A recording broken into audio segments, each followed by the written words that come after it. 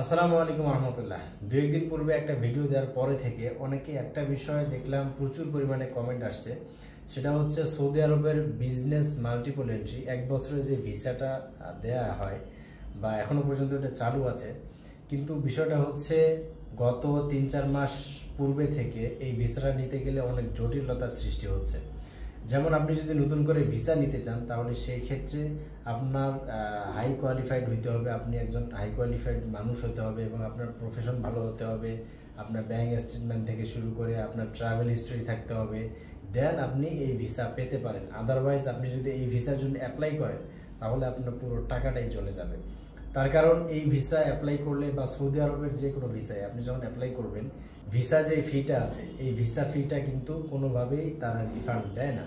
So that's why এখানে আপনার মোটামুটি 30 থেকে 35,000 টাকার মতো এখানে খরচ হবে বাংলাদেশি টাকায়, যে কোনো এজেন্সিতেই আপনি এই ভিসাটা প্রসেস করেন না কেন।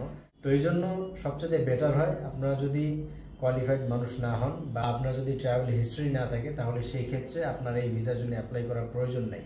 তার কারণ নিশ্চিত 90% নিশ্চয়তা থাকে, নিশ্চিত থাকেন আপনি কোনোভাবে ভিসা পাবেন না। তো এই জন্য খুব সতর্কতার সহিত কাজ করতে হবে যেন কোনোভাবে লস না খান। সবচেয়ে বেটার আপনারা অপেক্ষা করেন যে উমরা ভিসাটা বর্তমানে হচ্ছে, কিন্তু এটার একটা রেস্ট্রিকশন দিয়ে দিয়েছে এপ্রিল মাস পর্যন্ত। এপ্রিল মাসের মধ্যে আপনাকে বাংলাদেশ ব্যাক করতে হবে। তো হজের সিজন যাক, ইনশাল্লাহ আবার পুনরায় সব কিছু স্বাভাবিক হবে। তো ভালো থাকবেন, সুস্থ থাকবেন, আমাদের সাথেই থাকবেন। আসসালামু আলাইকুম।